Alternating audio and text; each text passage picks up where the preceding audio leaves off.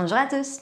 Aujourd'hui, nouvelle vidéo, nous allons apprendre ensemble à réécrire des expressions sans le signe fois lorsque c'est possible. Donc nous avons ici 5 expressions que nous allons pouvoir essayer de simplifier. Donc le but étant absolument pas de résoudre les opérations, mais vraiment de déterminer comment est-ce que je peux l'écrire différemment, plus simplement. Ici, j'ai A fois B plus C fois X plus Y. Donc on a déjà vu dans la vidéo précédente qu'on pouvait enlever les fois qui étaient entre des parenthèses ou une lettre collée à un chiffre, ou inversement un chiffre collé à une lettre.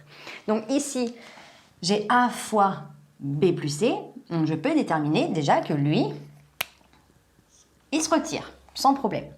Ensuite, j'ai fois X plus Y, donc concrètement, là j'ai un fois qui se retrouve entre deux parenthèses, donc concrètement, je peux le retirer.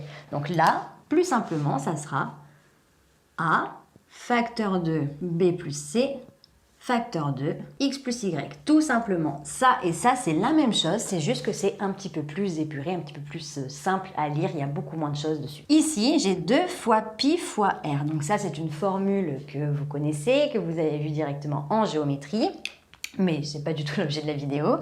Donc, j'ai un chiffre avec pi, donc 2 fois pi fois r. Donc concrètement, là, le fois, 2 fois pi, c'est pareil que si j'avais 2 pi, tout simplement. Et là, le fois le rayon, donc c'est du coup un nombre et une lettre, je peux dégager ces fois-là sans problème, donc écrire 2 pi r. Donc en gros, une lettre avec un chiffre et ou un symbole, s'il n'y a rien entre les deux, c'est un fois, donc ça veut dire que c'est le produit de ces 3 éléments. Là, c'est la même chose, 4 fois A, c'est la même chose que 4A. A fois B, c'est la même chose que AB.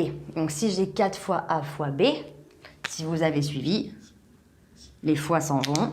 Un fois entre un chiffre et une lettre, un fois entre 2 lettres, je peux les retirer, c'est la même chose que 4AB. Ici, c'est la même chose. Un chiffre fois une lettre, fois une lettre, fois une lettre.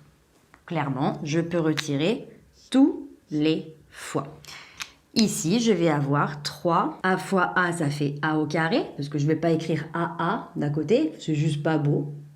Donc A au carré, avec le B derrière, sans problème. Donc là, le fait est que le carré est ici, donc il est juste sur le A. Il n'est pas sur le 3, il est exclusivement sur le A.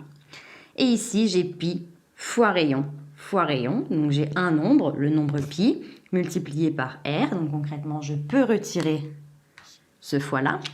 Et là, j'ai R fois R, donc une lettre fois une lettre, donc je peux retirer celle-là. Donc, soit j'écris pi R au carré, ou alors je peux écrire pi RR, mais c'est pas très joli et on n'a pas trop l'habitude de ça. Donc, vous pouvez sans problème écrire pi R au carré, ça simplifie au maximum l'opération et c'est beaucoup plus digeste au fur et à mesure que vous allez avancer. Donc voilà, j'espère que cette vidéo t'a plu, t'a permis de mieux comprendre à quel moment est-ce que j'avais le droit de retirer le signe fois dans des expressions. Si tu as la moindre question, n'hésite pas à me la noter en commentaire, je me ferai un plaisir de t'y répondre. Pour nous rejoindre, si ce n'est pas déjà fait sur YouTube, il te suffit d'activer la petite cloche et sur Internet et différents réseaux sociaux, nous sommes sur Facebook, Instagram et sur Snapchat. On te met tout en barre d'infos pour que tu ne rates aucune information et d'ici une très prochaine vidéo, je te dis à très bientôt. Salut!